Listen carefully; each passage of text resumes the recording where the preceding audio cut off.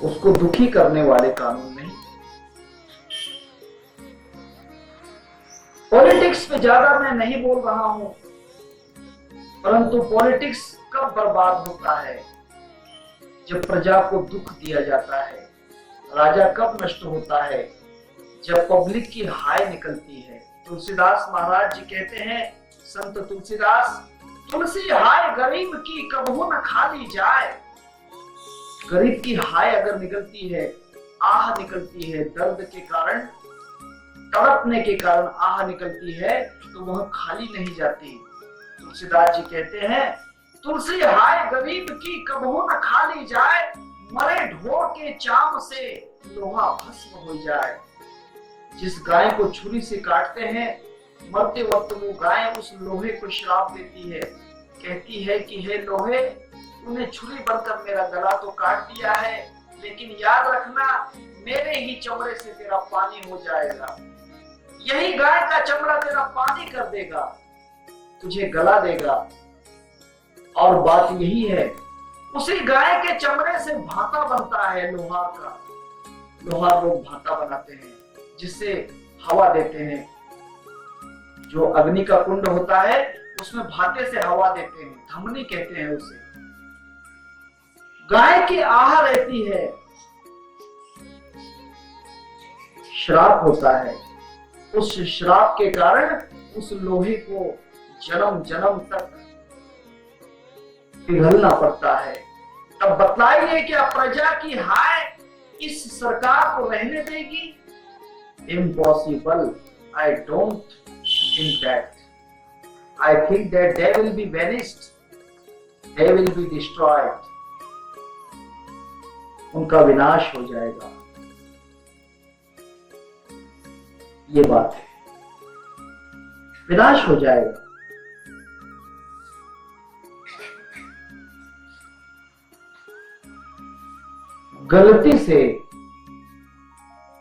गलती से भी प्रजा को दुखी मत करो। खुद को सुखी बनाने के लिए प्रजा के दुख के तरफ देखो। तब जाने दीजिए, मैं पॉलिटिक्स की बात नहीं करूंगा, नहीं तो कोई कहेंगे कि कांग्रेस पर टीका चल रही है, राष्ट्रवादी पे टीका चल रही है। मुझे कोई कांग्रेस, कोई राष्ट्रवादी, कोई शिवसेना, कोई भाजपा से लेना नहीं है। कोई भी पक्ष मेरे लिए काम का नहीं, और मैं तो कहता हूं कि किसी के लिए भी काम का नहीं। तुलसीदास ने 2 दोहे बनाए हैं, प्रमाण सुन लेना। एक दोहा है, तुलसीदास कहते हैं, तुलसी या जगत में भांत भांत के लोग, अलग अलग प्रकार के लोग हैं, कोई कैसे हैं, कोई कैसे हैं। तुलसी या जगत में भांत भांत के लोग, सबसे हिलमिल रहो नदी नाले संजोग। जैसे नदी नालियों को लेकर साथ चलती है, फिर नदी समंदर में चली जाती है और सब मिलकर एक साथ रहते हैं, ऐसे मिलकर रहो। परंतु वैसा दिखाई नहीं दिया। एक इंटरनल एग्जाम्पल कहता हूं, अटल बिहारी वाजपेयी का, जिनकी सभा यहां पर हुई थी। अटल बिहारी वाजपेयी ने एक बार दृष्टांत दिया था। एक बार ऐसा हुआ कि किसी चूहे के बच्चे, चूहे के छोटे छोटे लाल बच्चे, जिनकी आंखें नहीं खुली थी, उन बच्चों को उनकी जो अम्मा थी चूही, अटल बिहारी कहते हैं, उनकी अम्मा बिल्ली के डर के कारण उनको छोड़कर कहीं छुप गई, और वे छोटे छोटे बच्चे, चूही के बच्चे, धूप में तड़प रहे थे। वहीं पर एक बकरी चल रही थी। बकरी ने देखा कि बेचारे बच्चे तड़प रहे हैं, परंतु वहां बच्चों के पास नहीं गई, वो दूर से मजा देख रही थी, दूर से उनको देख रही थी। तब आसमान में उड़ने वाली एक, जो जिसे हम कहते हैं चील कहते हैं, अंग्रेजी में काइट कहते हैं, मराठी में घार कहते हैं, काइट अंग्रेजी में। एक पक्षी होता है चील, जिसे घार कहते हैं, अंग्रेजी में काइट कहते हैं।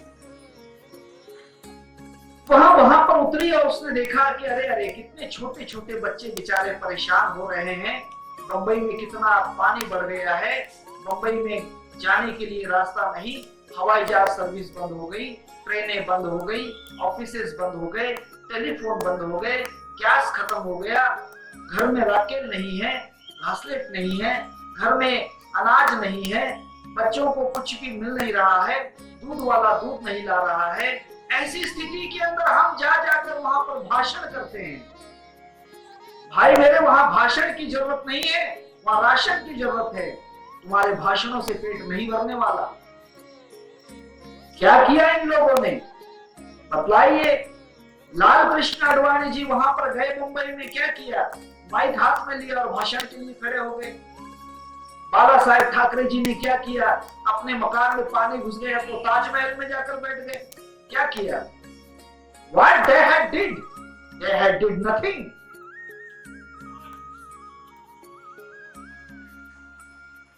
कुछ भी नहीं किया। विलासराव कहते हैं कि अब 3 दिन का पेमेंट देना होगा। उन पूरग्रस्तों को सुखी करने के लिए, उनके दुख दूर करने के लिए पेमेंट देना होगा। पहले तुम्हारा 1 दिन का तो पेमेंट दो 40,000 से। उनका 40,000 रुपए पेमेंट होता है। कोई एमएलए देगा? कोई एमएलसी देगा? कोई नहीं। तो वहां जो काइट थी वो नीचे आई।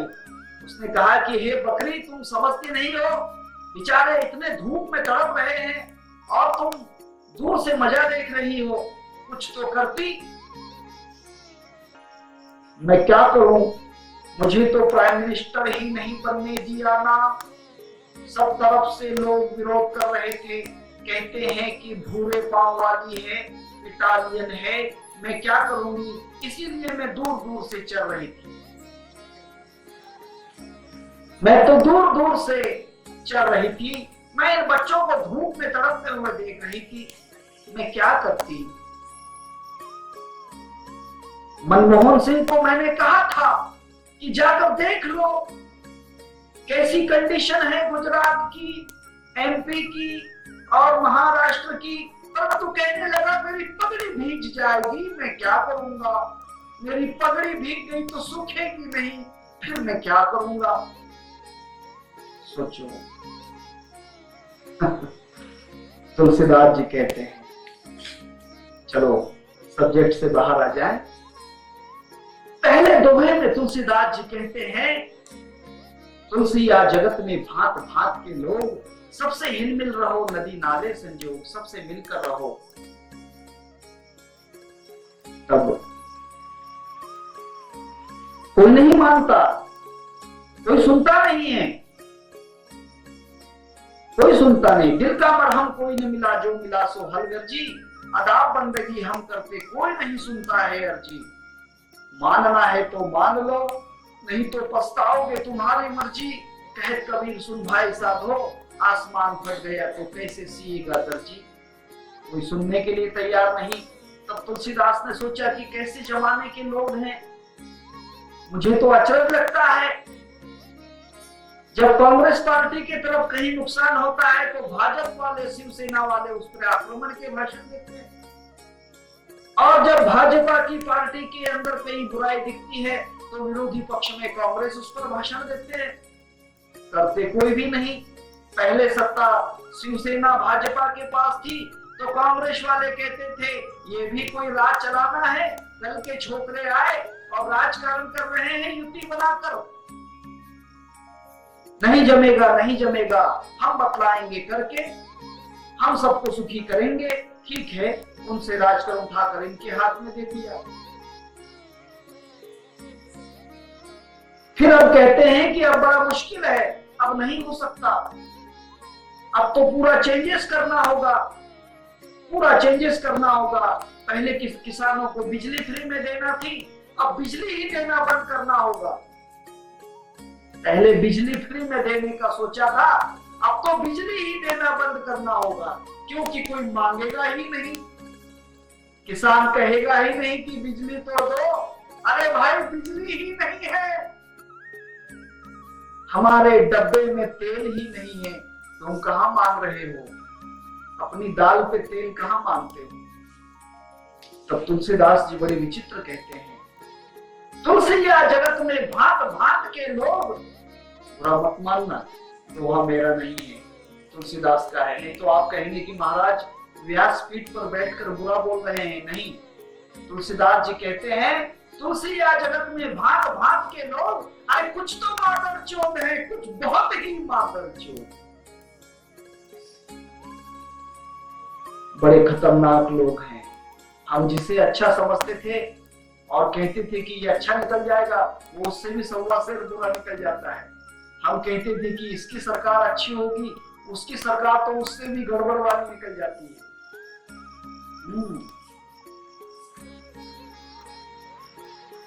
छोटे मियाँ तो अल्लाह अल्लाह, बड़े मियाँ सुभान, क्या करेंगे। छोटे मियाँ तो अल्लाह अल्लाह निकले और बड़े मियाँ सुभान निकले। हमने सोचा कि इसका छोटा बच्चा जो है तो बदमाशी करता है, उससे बड़ा बदमाश तो उसका अब्बा जान निकला। दृष्टांत नहीं कहूंगा, नॉन वेज दृष्टांत है इसलिए नहीं कहूंगा। कभी कभी पुरुष मुझसे अकेले में दृष्टांत पूछ सकते हैं, महिलाएं नहीं। नॉन वेज दृष्टांत है इसलिए नहीं कहूंगा। तब वहां जो काइट थी, घार, जिसे घार कहते हैं, दृष्टांत मत भूलना, नहीं तो कहीं और चले जाओगे। उस काइट ने, उस चील ने कहा कि हे बकरी, तुम क्या कर रही हो, बेचारे चूहे के बच्चे तड़प रहे हैं और तुम इतना परेशान इन बच्चों की तरफ ख्याल नहीं देती है। उसने कहा कि नहीं नहीं, मुझसे नहीं होगा, मैं क्या कर सकती हूँ। अगर तुम्हारी कोई है हिम्मत, तुम्हारी कोई है मन में करुणा है, बचाना चाहते हो, तो आप कुछ कोशिश करके देखो। ने कहा कि हाँ, तो फिर अब तुम नहीं करती हो तो मुझे ही करना होगा, आतंकवाद को मिटाना होगा। We have to destroy the, आतंकवाद को मिटाना होगा। We have to destroy the violence. We have to control the violence of Pakistan, Afghanistan, Iraq and so many countries. अलग अलग कंट्रियों का जो है आतंकवाद में रोकना चाहता हूँ। जब ऊपर से 136 मंजिल बिल्डिंग नीचे आ गई तो रोने लग गया बेचारा, हाँ, परेशान हो गया। अब तो उसके मित्र राष्ट्रों के ऊपर भी, इंग्लैंड जैसे देश के ऊपर भी बॉम्ब स्फोट हो रहे हैं। अब तो घबरा गया है, मदद करने के लिए निकला था, मदद करने के लिए निकला था। यह जो चील थी, यह जो काइट थी, इसने भी सोचा कि चलो कोई बात नहीं, कोई मदद नहीं करता है तो मैं ही अपने हाथ बढ़ा दूं।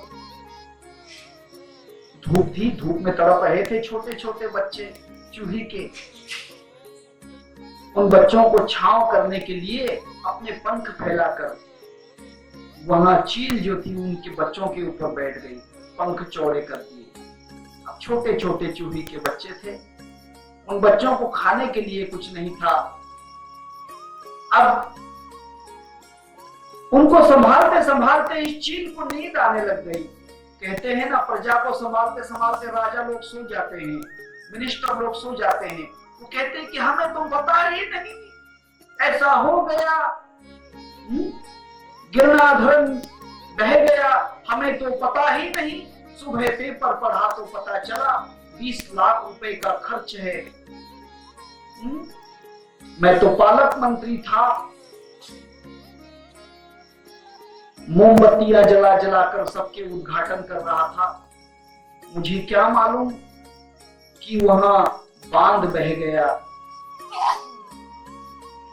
ठीक है बह गया, देखा जाएगा, बंबई में चर्चा करेंगे। भाई बांध गिरना नदी पे बहा है तो बंबई में जाके क्या करेगा, बंबई में क्या करेगा। सो गया। सो जाते हैं। तब बेचारे चील सो गए, बच्चे अंदर थे छोटे छोटे, भूख के मारे तिलमिलाने लग गए और उन्होंने कुछ खाने के लिए नहीं, तब कुछ तो करना पड़ेगा। उन्होंने वो जो चील थी उसके परों को काटना शुरू किया। किसने? चूही के बच्चों ने उन्हीं को काटना शुरू किया। धीरे धीरे धीरे धीरे काट कर उसके जितने भी पर थे वे सब काट दिए। शाम हो गई, सूरज ढल गया। चील ने सोचा, उस काइट ने सोचा कि चलो उड़कर अपने अपने स्थान पे जाएं, अब तो बच्चों को धूप नहीं लगेगी, अब बच्चे रिलैक्स हैं। उड़ने के लिए गए तो पर ही नहीं थे, पंख ही चले गए। उड़ने के लिए गए तो पंख ही चले गए। यही खल का काम होता है, दुष्टों का काम होता है, विलेन का काम होता है, बुरे कर्म वालों का काम होता है। जिनको हम सहारा देते हैं वही हमारे पर काट देते हैं।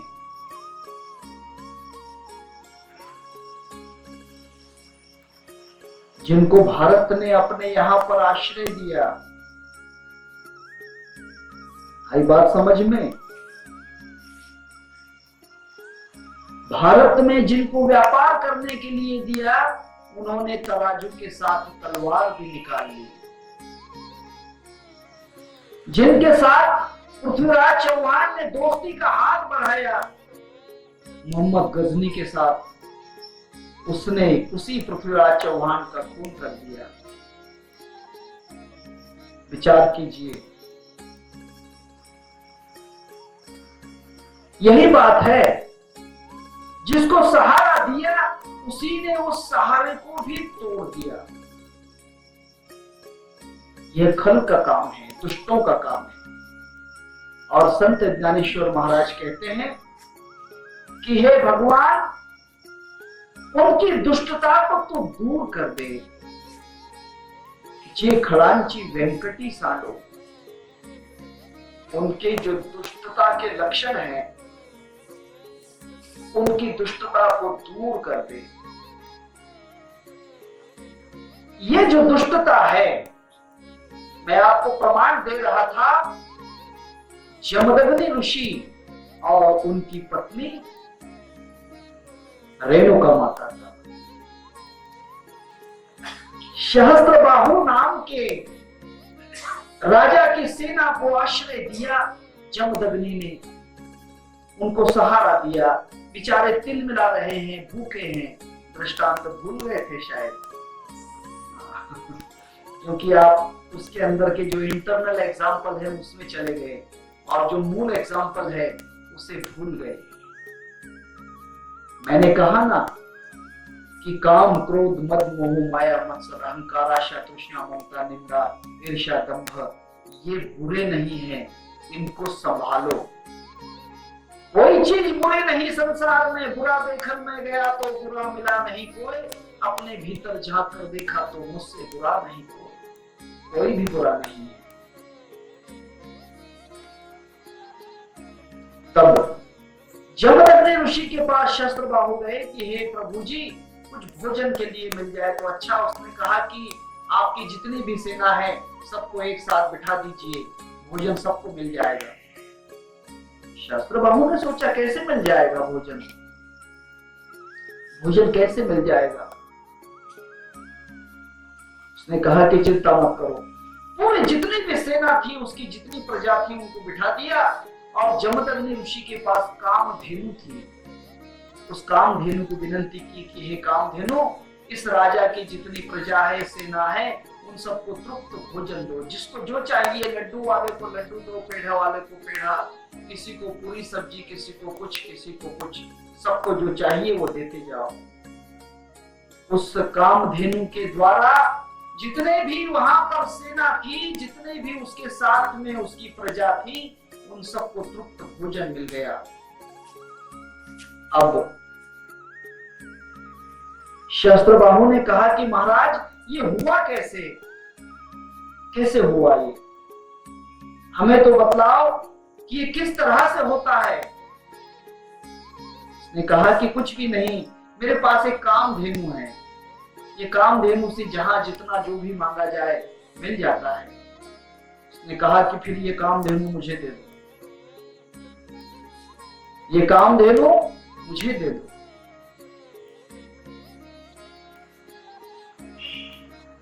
ये कामधेनु मुझे चाहिए। तुम्हें किस काम की ये कामधेनु?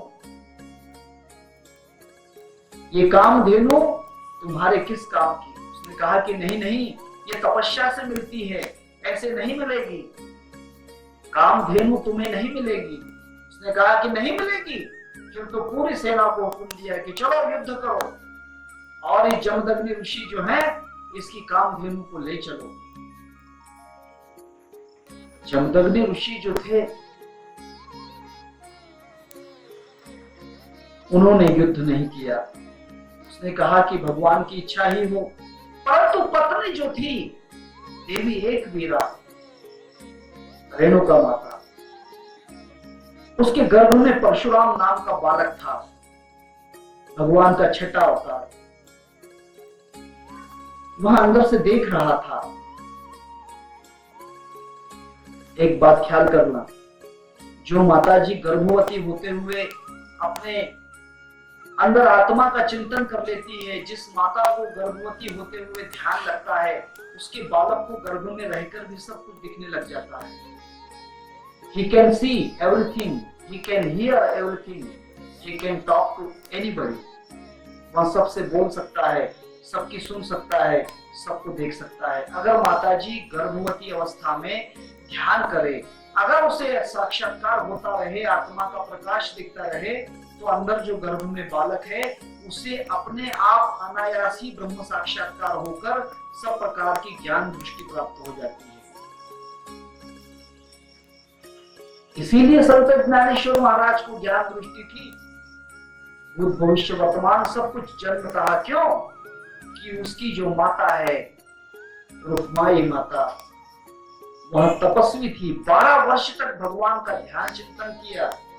उसके पिताजी जो थे विठल पंत, वे भी तपस्वी थे, संन्यास आश्रम में 12 वर्ष तक ध्यान किया, गुरु के आश्रम में। इसी कारण ये अवस्था हो चुकी है। माता ने कहा कि नहीं नहीं, यहां जो गाय है कामधेनु, मैं इसे नहीं दूंगी। अब 1000 हाथ थे शस्त्र बाहु के। उसने उस अबला को जोर से धक्का मारकर गिरा दिया और गाय को उसके कान पकड़कर लेकर चला जा रहा था। जमदग्नि ऋषि ध्यान में बैठ गए।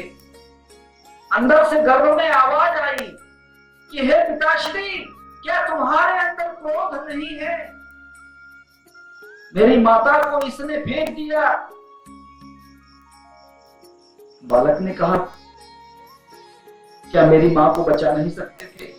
हे जमदग्नि, हे गुरुवर्य, हे पिताश्री, क्या आप में क्रोध नहीं है थोड़ा भी? उसने कहा कि हे पुत्र, मैंने क्रोध को नष्ट कर दिया है, दमन कर दिया है, क्रोध को दबा दिया है। उसने कहा कि नहीं नहीं पिताश्री, तुम क्रोध को दबाते हो, इसमें तुम्हारा घात है। इस क्रोध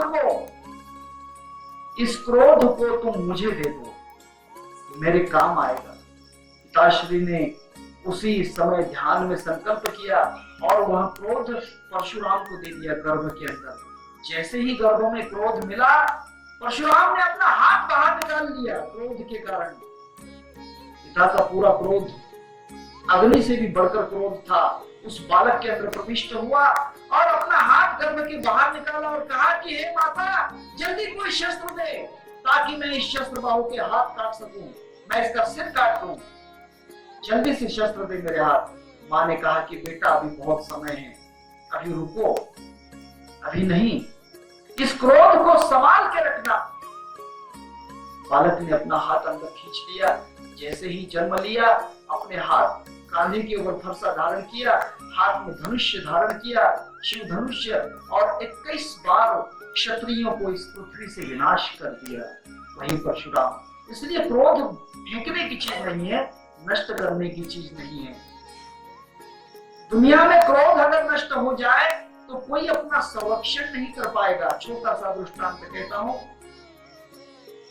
एक बार नारद जी नारद जी जूनागढ़ गए। जूनागढ़ पता है ना, गिरनार पर्वत सौराष्ट्र में है, विरमगांव के पास में, सोरठी सोमनाथ के पास विरमगांव, और विरमगांव से थोड़ी दूर जाना पड़ता है, ट्रेन से बसेस भी जाती हैं। वहां पर गिरनार पर्वत है, नवनाथों का बड़ा ही अच्छा स्थान है, गुरुदत्त का बड़ा ही अच्छा स्थान है। यात्रा बढ़ती है महाशिवरात्रि पर। वहां पर एक बार गए, तब रास्ते से जा रहे थे, जाते वक्त अपने मुख में भगवान का सुमरण था, हाथ में उसकी वीणा था, नारायण नारायण नारायण नारायण। उतने में एक शेर उनके ऊपर आया, सिंह, द लायन। तो सिंह उनके ऊपर दौड़ कर आया। नारद जी ने सोचा कि बेचारा मुझे खाने के लिए आ रहा है, क्यों इसका मैं बुरा करूं। उसने उसके सामने अपना वीणा बजाया, नारायण नारायण नारायण। उस वीणे की ध्वनि को सुनकर वह शेर नीचे बैठ गया। हाँ, कहते हैं कि व्याघ्र ही न खाती सर्पतया। जिसके नाम में सामर्थ्य निर्माण हो गया है, जिसके नाम जप में सामर्थ्य निर्माण हो गया है, अगर उस पर शेर भी आ जाए तो कुछ नहीं करेगा, सांप भी आ जाए तो कुछ नहीं करेगा। दुनिया की कोई भी शस्त्र अस्त्र उस पर नहीं चलते हैं, उसका कोई विनाश नहीं कर सकता। नारद को उसके चरणों में बैठ गया शेर। नारद ने सोचा कि बड़ी अच्छी बात है। उसने कहा कि हे शेर, तुम मेरे पास आए हो, जाओ मैं तुम्हें उपदेश देता हूं, नारायण नारायण। परंतु एक बात याद रखना, मेरा जो उपदेश करता है वो बुरा काम नहीं करता, सब बुराइयों को छोड़ देना। भगवान अपने आप आता है, भगवान को मत पकड़ना, बुराइयों को छोड़ देना। भगवान को पकड़ने की कोशिश मत करो, बुराइयों को छोड़ने की कोशिश करो। छोड़ने का मतलब क्या होता है मालूम है?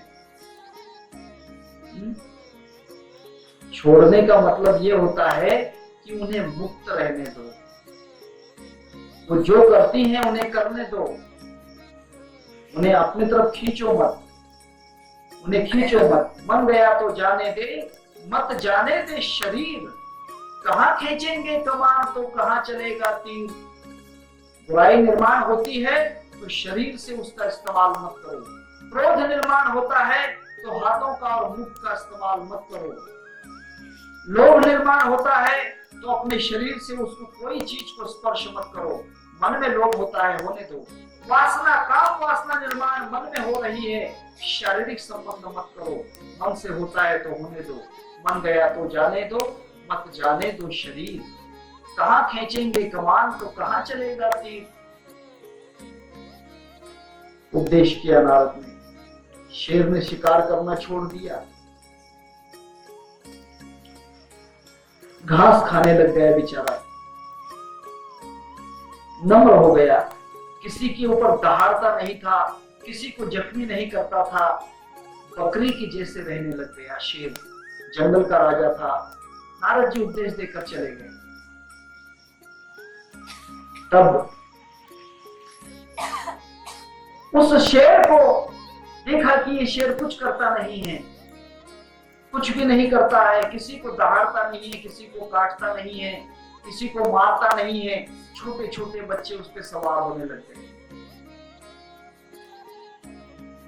उसे उस शेर पर बैठकर जंगल में गांव में घूमने लग गए। शेर भी बेचारा कहता था कि गुरु जी सिखा के गए हैं कि बुरा मत करना। ठीक है, कुछ दिनों के बाद तो बच्चों का इतना अतिक्रमण हो गया कि उस शेर को भगाने के लिए, क्योंकि शेर कमजोर हो गया था, घास खाने से उसकी तबीयत कमजोर हो गई थी, वो दौड़ नहीं पाता था और बच्चे उसे भगाना चाहते थे। तब बच्चों ने क्या किया, लकड़ियां तोड़कर उसके गुप्त भाग में चुभाने लगे, गुप्त अंग में चुभाने लगे, गुदक द्वार में वो लकड़ियां चुभाने लगे। फिर भी बेचारा शेर कुछ नहीं करता, शेर एकदम दुबला हो गया। कुछ दिनों के बाद नारद फिर उस जंगल से गुजरे, देखा कि शेर कहाँ है। देखा तो शेर दुबला हो गया। उसने कहा कि भाई, हे शेर, तुम इतने दुबले कैसे हो गए हो? उसने कहा कि गुरुजी, आपका उपदेश था कि बुरा नहीं करना, मैंने सब बुरा छोड़ दिया। मैं दहाड़ता भी नहीं था, शिकार भी नहीं करता था, किसी को मारता नहीं, किसी को काटता नहीं, परंतु मेरी दशा इतनी खतरनाक हो गई कि छोटे छोटे गांव के बच्चे मेरे ऊपर बैठने लग गए, मुझे हर प्रकार का कष्ट देने लग गए। उसने कहा कि हे शेर, मैंने तुझे काटने के लिए नहीं कहा, परंतु दहाड़ना किसने मना किया है? दहाड़ने के लिए थोड़ी मना किया था।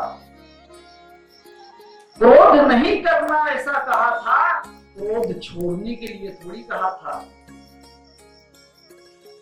परस्त्री नहीं भोगना ये कहा था, परंतु अपने अंदर काम भावना छोड़ देना ये किसने कहा था?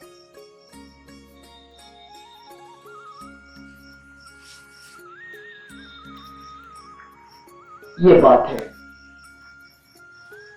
और कहते हैं कि वही जो शेर है अगले जन्म में नरसिंह मेहता हुए।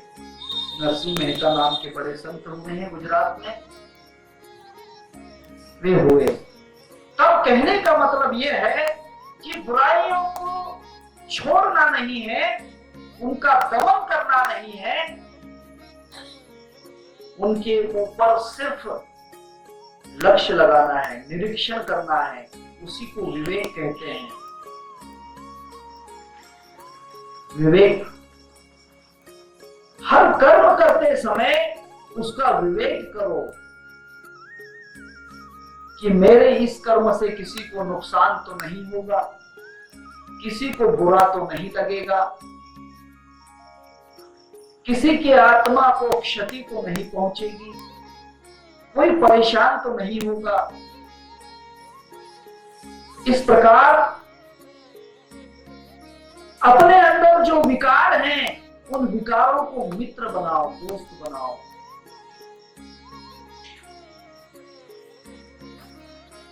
एक जगह बड़ा अच्छा कहा है, एक जगह अच्छा कहा है, रोज थोड़ा थोड़ा कड़वा कड़वा खाते रहिए, कड़वा कड़वा खाते रहिए, कुछ दिनों में वह कड़वा भी मीठा लगने लगता है। नीम का पत्ता थोड़ा थोड़ा रोज खाते रहिए, कुछ दिनों के बाद वह पत्ता भी मीठा लगने लगता है, मीठा बनने लगता है, मीठे जैसा लगने लगता है। इसीलिए जिन विकारों को आप बुरा समझकर त्यागना चाहते हो, अपने आप को संकट में डालते हो। एक छोटा सा प्रमाण कहता हूं, जैन धर्म के अंदर दो बातें हैं संसार में, एक राग और दूसरा विराग। विराग का मतलब होता है वैराग्य, कुछ भी ग्रहण नहीं करना, सब बातों का त्याग कर देना। और राग का मतलब होता है सब चीजों का संग्रह करना, बच्चे भी चाहिए, पत्नी भी चाहिए, धन भी चाहिए, दौलत भी चाहिए, नाम भी चाहिए, सब प्रकार का प्रसिद्धि भी चाहिए। इसे राग कहते हैं। और विराग उसे कहते हैं कि कुछ भी नहीं, हर चीज का त्याग कर देना है, हर चीज का त्याग कर देना है।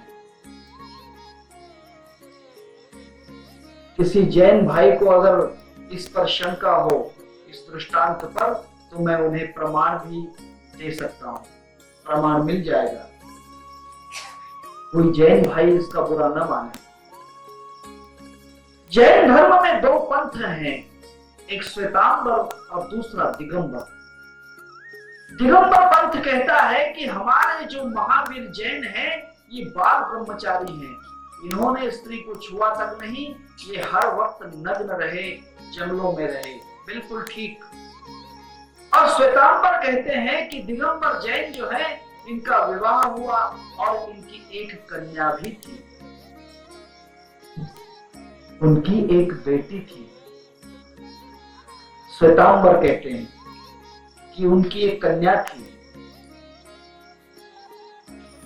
दिगंबर कहते हैं कि नहीं नहीं, वे तो विरागी संत थे,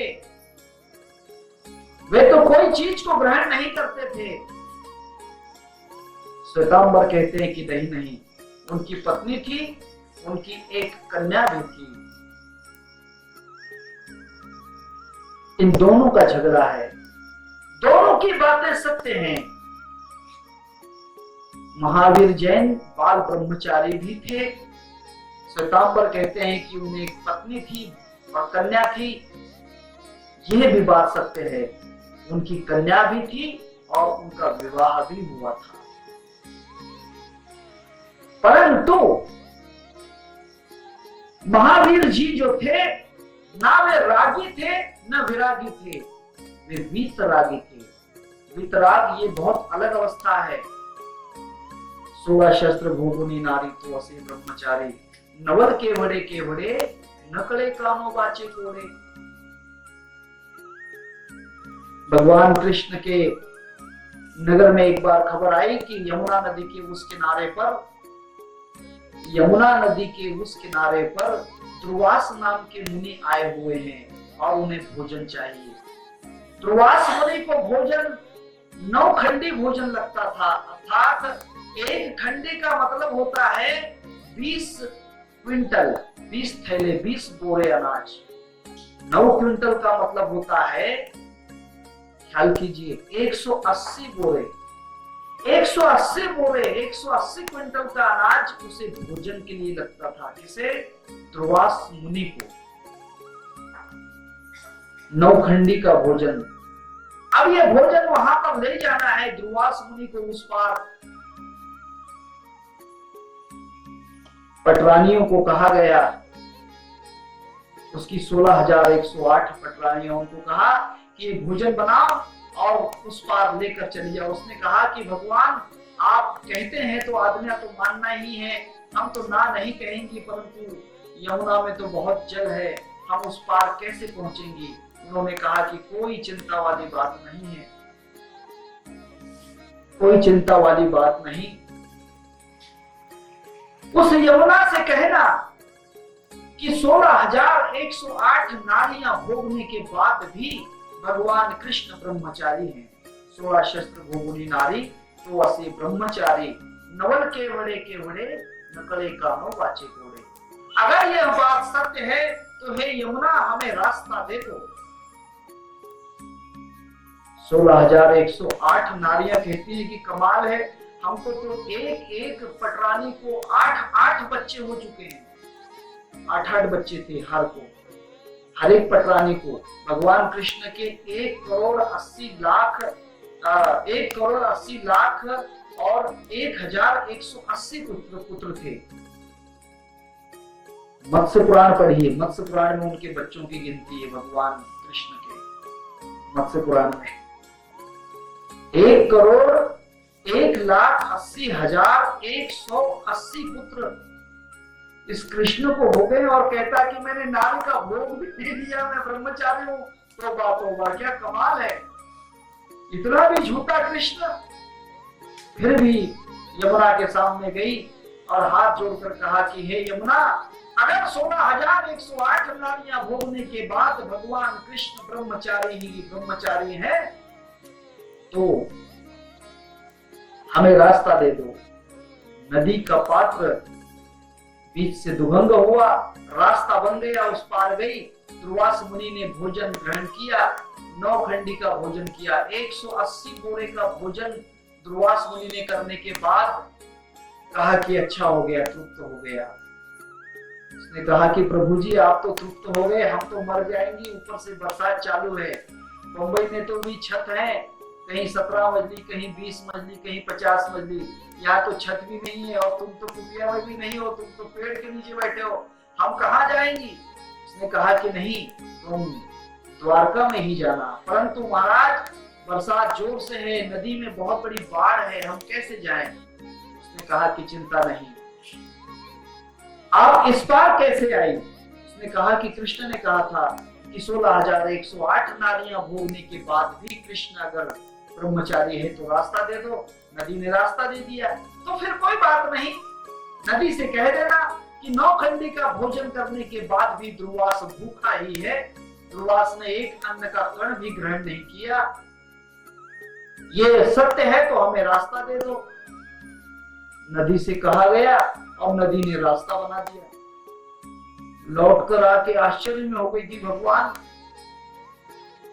दुर्वास मुनि ने हमारे सामने भोजन किया, फिर भी कहता है कि कण भर भी नहीं खाया। भगवान कृष्ण रोज हमारे साथ रहा, हमारे साथ सोया, हमें पुत्र निर्माण किए, फिर भी कहता है कि मैं ब्रह्मचारी हूं। चलो ये बात कृष्ण से ही पूछना पड़ेगा, कृष्ण से ही पूछना पड़ेगा। कृष्ण के पास सबके सब उसकी पत्नियां खड़ी हुई और कहा कि भगवान ये बात हमारी समझ में नहीं आई। उसने कहा कि तुम्हारे समझ में नहीं आ सकती है क्योंकि इसके लिए वितरागी होना पड़ता है। कर्म किया और कर्म न किया, इन दोनों का विचार छोड़कर उसे अलग साक्षी हो जाना पड़ता है। उस साक्षी अवस्था को कहते हैं वितरागी। कुछ भी कर्म हो, उन कर्मों से न्यारा हूं मैं, उन कर्मों में मेरा कोई संबंध नहीं, ऐसी दृष्टि अगर निर्माण हो जाती है तो फिर पुत्र निर्माण होने के बाद भी ब्रह्मचारी है, पत्नी होते हुए भी ब्रह्मचारी है। ये वितराग अवस्था है, राग और विराग के परे की अवस्था है वितराग। आपको भी वितरागी होना है, आपको वितरागी होना है। बस ये साधन बतलाऊंगा, समय पूरा होते आ रहा है, ये साधन बतलाता हूं। वितराग में कैसे जाना है, अर्थात कर्म करते हुए भी कर्म में मैं बंधा नहीं हूं, लिंपायमान नहीं हूं, कर्म मुझे नहीं बांधते। अर्थात खड़ांची वेंकटी सांडो, बुराइयों को दूर कर दो। अर्थात बुराइयों को दूर नहीं करना है, बुराइयों से दूर हो जाना है, बुराइयों को दूर नहीं करना है, बुराइयों से दूर हो जाना है। एक मकान में आग लग रही थी, एक मकान में आग लग रही थी, आग बड़ी ही जोर से आग लग रही थी, सब तरफ मकान में आग ही आग, कहीं दरवाजे जल रहे हैं, कहीं खिड़कियां जल रही हैं, कहीं अलग अलग प्रकार के बर्तन हैं, कपड़े हैं, सब जल रहे हैं। और यहाँ जो मकान का मालिक था एक बिस्तर पर सोया हुआ था। ये लोग कहते हैं कि अरे भाई आग लग गई है मकान में, मकान में आग लग रही है, भागो, जल्दी से भागो, दूर हो जाओ आग से। उसने कहा कि नहीं नहीं, मैं तो यहीं रहूंगा, इस आग को दूर कर दो, इस आग को हटा दो। लोगों ने बहुत समझाया, नहीं माना, आखिर में जलकर भस्म हो गया। यही बात है, हम क्रोध को दूर करने जाते हैं, नहीं होता। हम कामना को दूर करने जाते हैं, नहीं होती। लोभ को हटाना चाहते हैं, नहीं हटता। ईर्ष्या को मिटाना चाहते हैं, नहीं मिटती। निंदा को छोड़ना चाहते हैं, नहीं छूटेगी। परंतु उससे अगर दूर हो जाओ तो, जलते हुए मकान से अगर अलग खड़े हो जाओ तो, मकान जलता है तो जलने दे, हमारा कुछ नहीं होगा, हमारा कुछ नहीं होगा। इसीलिए जो व्यक्ति इन बुरे खल, जो बीमारियां हैं, जो रोग हैं, उन बीमारियों से दूर अगर हो जाए, उन बीमारियों से दूर हो जाए तो फिर बीमारी आप पर आघात नहीं करती। हम बीमारियों को मिटाने जाते हैं, मिटती तो नहीं और बढ़ती जाती हैं। तब कहते हैं कि उस विकारों से दूर नहीं जाना है, विकारों को हट मिटाना नहीं है, नष्ट नहीं करना है। एक भी विकार नष्ट नहीं हो पाएगा। जिस विकार को मिटाओगे वो विकार उतना ही बढ़ता चला जाएगा। सिर्फ विवेक से उससे दूर हो जाओ। विवेक जो है, विवेक वैराग्य बड़े सतगुरु बेटी, आना आटा आटी न लगे काही, फिर कुछ भी नहीं लगेगा। विवेक अगर निर्माण हो गया तो फिर कुछ भी चिंता की बात नहीं। विवेक से क्रोध के ऊपर विचार करो। अगर क्रोध निर्माण हुआ है तो होने दो, 1 मिनट तक उसके ऊपर विवेक से विचार करो कि ये क्रोध मैं जो कर रहा हूं ये सही है या गलत है। इस क्रोध का इस्तेमाल मैं करूं या न करूं, इस क्रोध के करने से क्या होगा, न करूं तो कितना अच्छा होगा, इसका विचार करो। अगर लोभ निर्माण हुआ है तो मन में विचार करो कि हे भगवान, मैं जो लोभ कर रहा हूं, लोभ मेरे अंदर निर्माण हुआ है, क्या इस लोभ से मेरा भला है, क्या दूसरे का नुकसान नहीं होगा। सोचना चाहिए। हर विकार पर इसी प्रकार वेंकटी जे खड़ांची वेंकटी सांडो। वेंकटी का अर्थ है उसका स्वभाव मिटाओ, उसे मत मिटाओ। सांप को मत मारो, सांप का दांत हटा दो।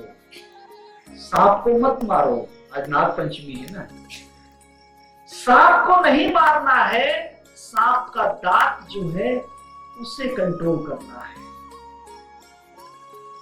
काम क्रोध मद मोह माया मत्सर अहंकार आशा तृष्णा ममता ईर्ष्या दंभ निंदा, इनको मिटाना नहीं है, इनका स्वभाव बदलना है।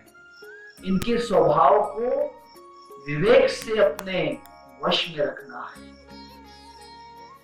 जे खड़ांची वेंकटी सांडो। वेंकटी का मतलब होता है स्वभाव।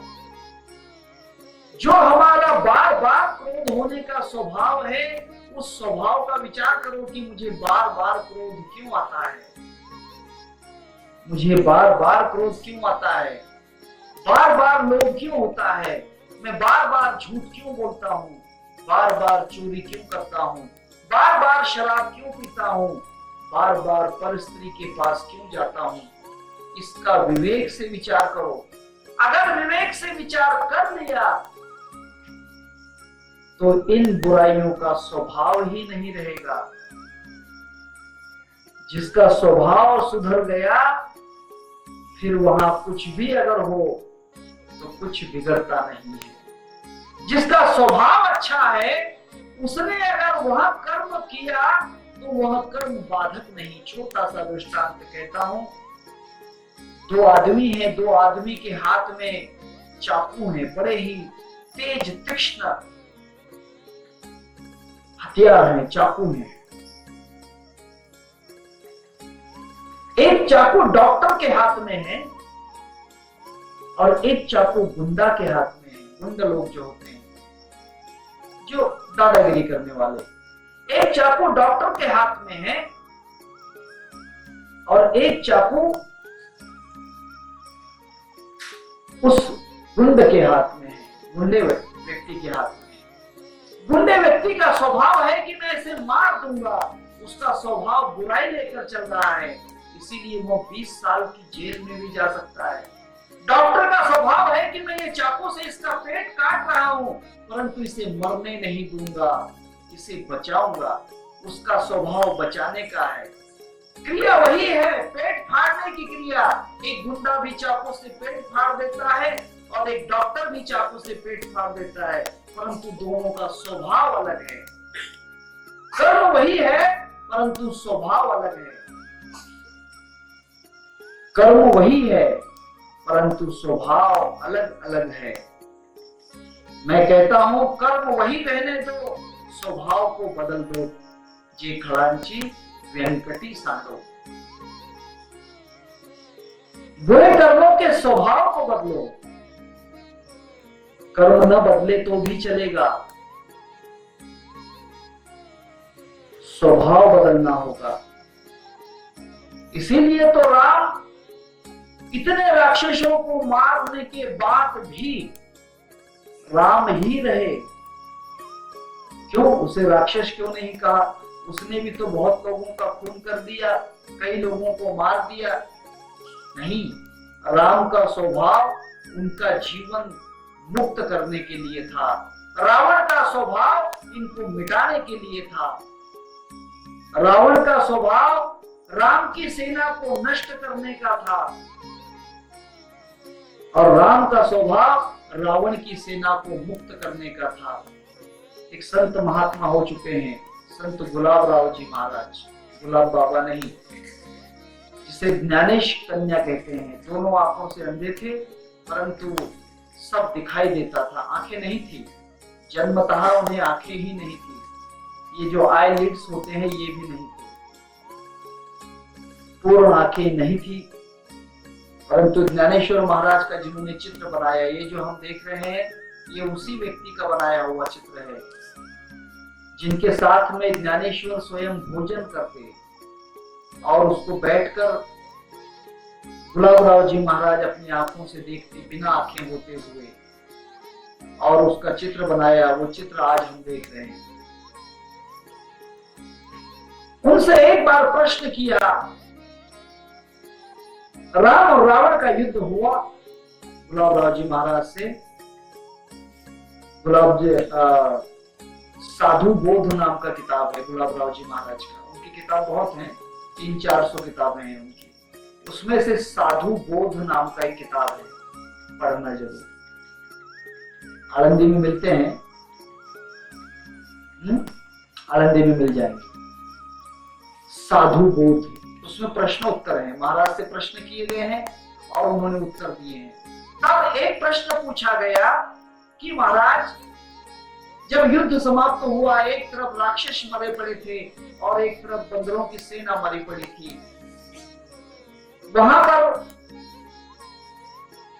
विभीषण भी थे और सुग्रीव भी थे। भगवान को दोनों प्रिय थे। विभीषण भगवान के चरणों में बैठ गए और सुग्रीव ने भगवान को विनती की कि भगवान, मैंने तो आपको युद्ध में मदद करने के लिए कहा था, परंतु मेरी कितनी बंदरों की सेना नष्ट हो गई है, देखो तो सही, बंदरों की सेना कितनी मर गई है। तो भगवान ने कहा कि हे सुग्रीव, चिंता मत करो, मैं अभी उसका योजना करता हूं। प्रभु रामचंद्र जी ने वहां पर अमृत की वर्षा कराई। अध्यात्म रामायण में है ये बात। अमृत की वर्षा कराई। वर्षा बंदरों के ऊपर भी हुई और राक्षसों के ऊपर भी। राक्षसों के शव, उनके जो प्रेत पड़े हुए थे उन पर भी हुई और जो बंदर थे उन पर भी हुई। बात ये हुई कि बंदर जो थे जितने, वे सब बंदर जिंदा हो गए और राक्षस एक भी जिंदा नहीं हुआ। एक भी राक्षस जिंदा नहीं हुआ। विभीषण ने कहा कि प्रभु जी, आपके अमृत में भी भेद है क्या? राक्षस जिंदा नहीं हुए, बंदर जिंदा हो गए। उसने कहा कि नहीं नहीं विभीषण, ये बात नहीं है। मरते वक्त उसका स्वभाव क्या था? उसका स्वभाव क्या था? उस पर ही अमृत काम करता है। राम बैठे झरोके सबका मुजरा देख, जैसी जिनकी चाकरी वैसा ही फल दे। उनका मरते समय जो स्वभाव था, उस स्वभाव के कारण जिनका स्वभाव राममय हो गया, वे मुक्त हो गए, वे जिंदा नहीं हो सकते। और जिनका स्वभाव रावणमय बना हुआ था, वे फिर से जिंदा हो गए। पुनरपि जननम पुनरपि मरणम पुनरपि जठर जनने शयनम। उनको फिर से जन्म मरण का दुख भोगना पड़ा है। ये जितने भी राक्षस थे, युद्ध करते समय मेरा ही चिंतन कर रहे थे कि हमें राम को मारना है, हमें राम को मारना है, राम से लड़ना है। वे मेरा ही कर्म युद्ध का कर रहे थे। बंदर भी युद्ध कर रहे थे, राक्षस भी युद्ध कर रहे थे, परंतु राक्षसों का युद्ध करते जो स्वभाव था वो राममय बन गया और बंदरों का स्वभाव युद्ध करते समय रावणमय बन गया। इसीलिए इनको युद्ध का फल फिर से जन्म मरण मिला और इनको युद्ध का फल फिर से मोक्ष मिल गया। इसीलिए कर्म मत बदलो, कर्म मत छोड़ो। कोई क्रोध नहीं छोड़ना है, कोई काम वासना नहीं छोड़नी, कोई ईर्ष्या नहीं, कोई दंभ नहीं, कोई लोभ नहीं, कोई मद नहीं, कोई मोह नहीं, कहीं मत्सर नहीं। सिर्फ उसका स्वभाव बदलना है। We have to change, not to change. एक जगह कहा गया है, बड़ा अच्छा ही पद है, पद मतलब वचन नहीं है, एक छोटा सा मुहावरा है। दूसरों से बदला लेने से बेहतर है खुद को बदला लेना। बदला शब्द है। बदला का मतलब it is better to revenge, it is better to change than revenge. दूसरों से बदला लेने से बेहतर है खुद को बदला लेना। उसको मार कर बदला लेने से बेहतर है खुद को चेंज कर देना। It is better to change than revenge. स्वभाव बदल देना है। बदला शब्द वही है, बदला लेने का मतलब होता है रिवेंज, शत्रु से जाकर बदला लेना। और बदला का अर्थ होता है चेंज, खुद को बदल देना। इसीलिए काम, क्रोध, मद, मोह, माया, मत्सर, अहंकार, संत ज्ञानेश्वर महाराज कहते हैं उनके प्रथम पसायदान की प्रथम भिक्षा के अंदर, मांगनी के अंदर भगवान से वरदान मांग रहे हैं कि हे भगवान, और काम, क्रोध, मद, मोह, माया, मत्सर, अहंकार, आशा, तृष्णा, ममता, ईर्ष्या, दंभ, निंदा, इनको मिटाना मत, भूलकर भी उनके स्वभाव को बदल देना। मेरी बात समझ में आ रही है? जे खड़ांची वेंकटी साटो। वेंकटी का मतलब होता है कैरेक्टर, उसका स्वभाव। दुश्मन ना मरे, दुश्मन का स्वभाव बदल जाए। कितना अच्छा हो जाए कि मेरा दुश्मन मेरा दोस्त बन जाए। कल से दुश्मनी कर रहा था, आज दोस्ती का रूप धारण कर ले। मेरा दुश्मन मरना नहीं चाहिए।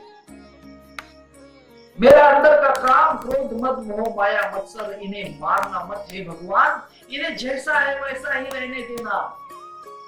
अगर काम वासना मिट गई तो संसार निर्माण नहीं होगा, कहीं पर पुत्र निर्माण नहीं होगा। मनुष्य जहां है वहीं खत्म हो जाएगा, संसार वहीं समाप्त हो जाएगा। क्रोध अगर मिट गया तो अबलाओं की आबरू नहीं बचाई जाएगी। लोभ अगर मिट गया तो सब लोग भिखारी हो जाएंगे। अहंकार मिट गया तो कोई व्यक्ति किसी की सेवा नहीं करेगा। दंभ अगर मिट जाता है, दंभ अगर मिट जाता है तो कोई व्यक्ति अपने आप को बड़ा करने की कोशिश नहीं करेगा। वो कहेगा कि चलो ठीक है ऐसा ही, लेकिन और अच्छा बनना चाहिए, और अच्छा बनना चाहिए, इसकी कोशिश नहीं करेगा। ईर्ष्या नहीं होगी, कंपटीशन, अगर कंपटीशन नहीं होगी तो कोई आदमी तैयारियां नहीं करेगा, कसरत नहीं करेगा। ईर्ष्या से कसरत होती है। उस पहलवान में इतनी ताकत है, मैं उससे ज्यादा कमाऊंगा। उस पहलवान ने इतनी कुश्तियां मारी है, मैं उससे ज्यादा मारूंगा। वो पहलवान, वो जो रनर है, उसने इतनी लंबी दौड़ लगाई है 100 मीटर की, मैं 500 मीटर की रन करूंगा। ईर्ष्या। आशा, आशा कोई बुरी बात नहीं है, आशा तो होना ही चाहिए, क्योंकि आशा का नाम संसार है। आशा का नाम संसार है। ममता नहीं मिटना चाहिए। ममता अगर मिट जाती है तो माँ अपने बेटे को बेटा नहीं कहेगी, बेटा अपनी माँ को माँ नहीं कहेगा, भाई को भाई नहीं कहेगा। ममता के बिना ये रिश्ते नहीं टिकेंगे। आशा, तृष्णा, ममता, ईर्ष्या, दंभ, काम, क्रोध, मोह, ये जितने भी विकार हैं, ये भगवान इनको मिटाना मत, भूल कर भी मिटाना मत, ये विकार रहने दे। ये खड़ांची वेंकटी साडो, उनका स्वभाव बदल देना, उनका स्वभाव बदल देना। अगर उनका स्वभाव बदल जाए तो हे भगवान, मैं समझता हूं कि मुझे आपने दान दे दिया, पसाय दान दे दिया, तो शोनी मदद आवे पसाय दान। भगवान मुझे संतुष्ट होकर पसाय दान दे देना। मेरे बुरे कर्मों को, संसार में कोई भी बुरी चीज को नष्ट मत करना। कांटे अगर हैं तो गुलाब अच्छा दिखता है, कांटे नहीं रहे तो गुलाब नहीं रहेगा। कांटे नहीं रहे तो गुलाब नहीं रहेगा। भूख नहीं रही तो रोटी की कीमत नहीं होगी, गरीबी नहीं होगी तो धन की कीमत नहीं होगी, कमजोरी नहीं होगी तो शक्ति की कीमत नहीं होगी। इसीलिए हे भगवान, चोरियां नहीं होंगी तो खुद को कोई नहीं बचाएगा, बलात्कार नहीं होंगे तो स्त्रियां अपने आप को अबरू में छुपा कर नहीं रखेंगी। इसीलिए हे भगवान, इन बुराइयों को मिटाना मत, इनका स्वभाव बदल देना। तया सत्कर्मी रतिवाड़ो, हे भगवान, उनके कर्म को सत्य में बदल देना और उनका स्वभाव जी खड़ांची वेंकटी सांडो, उनका स्वभाव जो है उस स्वभाव को बदल देना, उनको मिटाना मत। अगर स्वभाव बदल जाता है तो सत्कर्म अपने आप शुरू हो जाते हैं। आम की कैरी का स्वभाव बदल जाता है, खटाई का, तो अपने आप मीठी हो जाती है। कैरी नहीं बदलना चाहिए, कैरी का स्वभाव बदलना चाहिए। वो स्वभाव कैसे बदलते हैं? तया सत्कर्म रतिवार हो, कल के दिन देखेंगे। पुंडलीक वरदा हरि विठल, श्री ज्ञानदेव तुकाराम, सद्गुरुनाथ महाराज।